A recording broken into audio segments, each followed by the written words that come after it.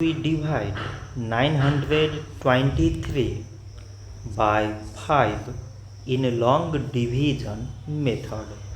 5 times 1 is 5.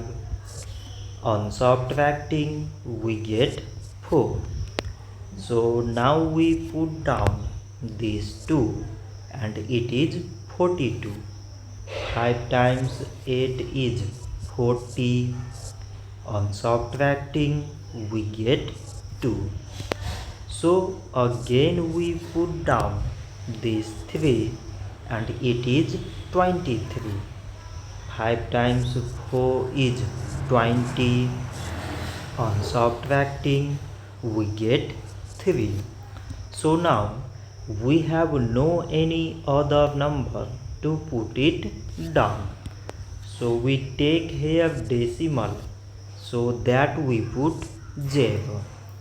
So it is 30 and 5 times 6 is 30. On subtracting we get 0.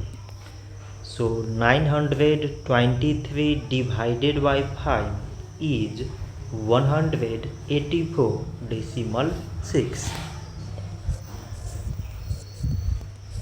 So this much for today and thanks for watching.